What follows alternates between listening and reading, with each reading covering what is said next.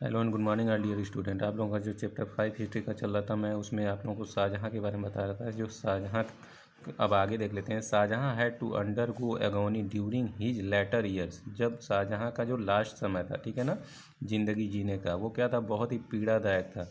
ही fail इल इन 1657। उसकी जो मौत हो गई वो कब हो गई? 1657 में हो गई।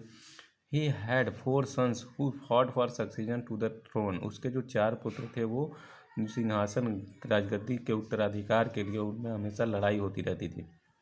उनके जो 4 पुत्र थे वो दारा शिकोह था, शाह शुजा था, औरंगजेब था और मुराद बख्श था।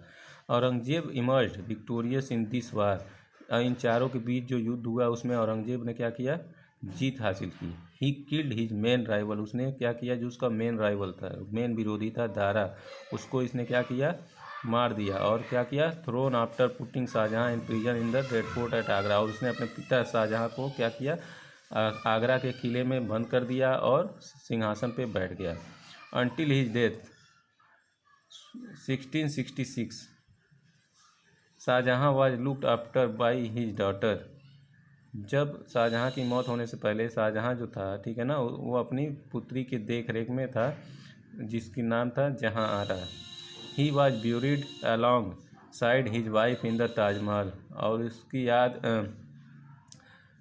जो शाहजहाँ था उसने अपनी वाइफ की याद में क्या बनाया था? एक मकबरा बनाया था। कहाँ पे? ताजमहल के नाम से। ठीक है, वो तो आप सबको पता होगा ताजमहल के बारे में।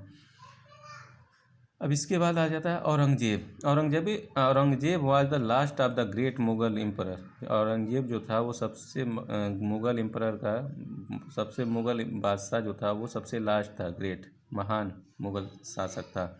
ही ascended the throne in 1658 after overcoming his brother in war of succession. इसने कब गद्दी संभाली थी? 1658 में संभाली थी, जब उसने अपने ब्रदर्स को वार में हरा दिया था। ठीक है। He ruled for a long time. उसने 49 ईयर्स तक रूल किया, शासन किया, as long as Akbar, Akbar के जितना। Unlike the preceding emperors he lived a very simple life. वो क्या था? एक बहुत ही सिंपल लाइफ जीता था। He kept away from opulence. He use to wear simple clothes and even work for his food. He use to stitch caps and copy the Quran in order to earn his livelihood. जो औरंगजेब था, ठीक है ना, वो बहुत ही सादा जीवन जीता था। वो कपड़े बहुत ही सिंपल पहनता था, ठीक है ना, और खाना भी बहुत ही सादा खाता था।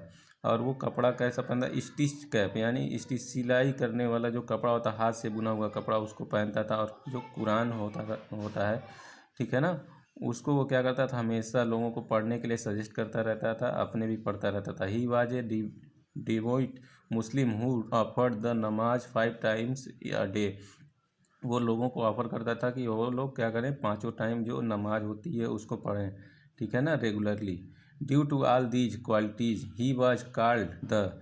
इन सारी क्वालिटीज़ की वजह से उसे क्या कहा जाता था? जिंदा पीर बोला जाता था, ठीक है ना, living son. But this is where his good qualities and the bad qualities begin. ये इसका जो था वो क्या था? गुड क्वालिटी था, लेकिन जो बैड क्वालिटी था वो आगे आप देखिए। Aurangzeb deviated from the practice of the earlier emperors of religious tolerance. जो औरंगजेब था वो धार्मिक टॉलरेंस बहुत ज़्यादा करता था। लोगों को, जितने भी दूसरे धर्म के लोग होते थे, एम्परर होते थे, उनको बहुत ही ज़्यादा वो क्या करता था? डेविएट करता था, दबाने का काम करता था। He wanted to convert all non Muslim into Muslim. वो क्या करना चाहता था? जितने भी नॉन मुस्लिम हैं, ठीक है ना, उनको मुस्लिम बनाना चाहता था, कन्वर्ट करना चाहता था। He destroyed many temples and enforce such measures which would compel the people to embrace Islam. उसने बहुत सारे मंदिरों को, ठीक है ना, डिस्ट्रॉय किया, बर्बाद किया, तोड़ डाला, ताकि लोग क्या करें?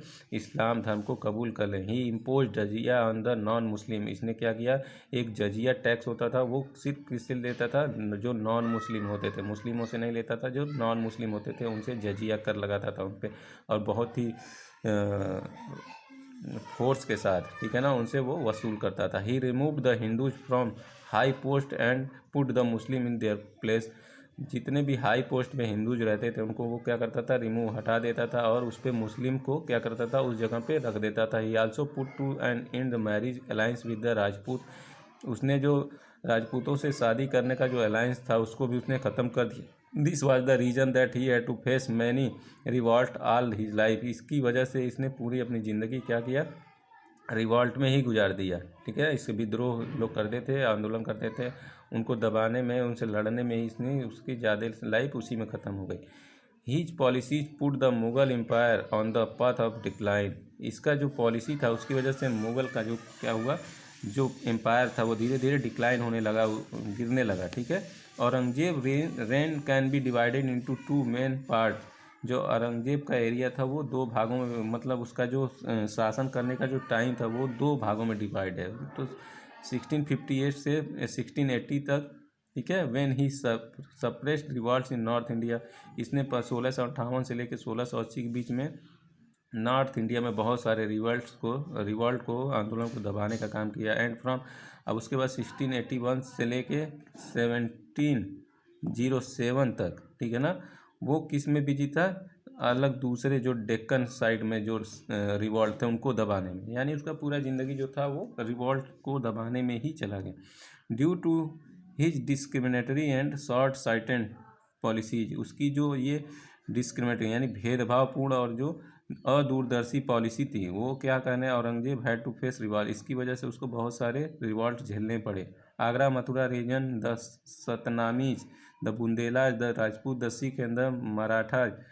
Aurangzeb had to pass his life suppressing the revolts one after another. और जितने भी आगरा मथुरा रीजन के जो भी लोग थे, सतनामीज, बुंदेला, राजपूत, सिख, सभी से, मराठों, सबसे इसका क्या हो रहा था, लड़ाई झगड़ा होता ही रहता था। ये उसको दबाने में ही उसका ज़िंदगी ख़त्म हो गया। व्हेन ही डाइड इन 1707, जब ये इसकी मौत हो गई 1707 में, he was still facing revolts in the Deccan.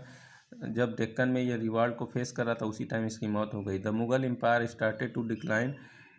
और उसके बाद क्या हुआ, जो मुग़ल एम्पायर था वो धीरे धीरे डिक्लाइन होने लगा, यानी वो गिरने लगा उसका शासन। ठीक है, अब इसके बाद आते हैं लेटर मुगल्स। अब मुगल्स के बाद, the Mughal ruler after Aurangzeb are called the later Mughal. जो जितने भी औरंगजेब के बाद जो मुग़ल रूलर आए उनको क्या बोला जाता है, लेटर मुग़ल। ठीक है, दे वे आर वीक एंड इनकम्पिटेंट। ये क्या थे, बहुत ही ज़्यादा वीक, कमज़ोर थे और इनकम्पिटेंट, यानी किसी से ये कंपटीशन नहीं कर सकते थे, लड़ाई नहीं कर सकते थे। The empire continue to shrink during their rule. इनकी वजह से इनका जो रूल था वो क्या होने लगा, श्रिंक होने लगा। ठीक है ना। Bahadur Shah Zafar was the last Mughal emperor. जो बहादुर शाह जफर था वो क्या था, Mughal emperor, last Mughal emperor था, मुग़लों का लास्ट शासक था। Who was a rule only in name. उसका जो रूल था सिर्फ नाम का ही था। He was deported to Rangoon in Myanmar in 1858 after the first war of independence where he died. जब आप इंडिया का जो सबसे पहला क्या हुआ था, वर्ल्ड वार हुआ था, यानी 1857 का, उसमें इसने भाग लिया था। और उसके बाद इसको क्या किया गया, वहाँ से डिपोर्टेड कर दिया गया रंगून, म्यांमार में जो जेल था। ठीक है, काला पानी की सज़ा इसको हो गई और वो वहीं पे जाके उसको अंग्रेज़ों ने कैद कर लिया। ठीक है, वेयर ही डाइड, वहीं पे इसकी मौत हो गई। With this the Mughal empire came to an end. इसके बाद जो हुआ, क्या हुआ, मुग़ल एम्पायर का एंड हो गया। ठीक है ना। ये आप लोगों का चैप्टर ये एंड हो गया। ठीक है, अब आप लोगों को इस चैप्टर का मैं एक्सरसाइज और क्वेश्चन आंसर सेंड कर दूंगा, आप लोग कंप्लीट कर लीजिएगा। तब तक आप लोग इस चैप्टर को रीड करते रहिए। Thank you.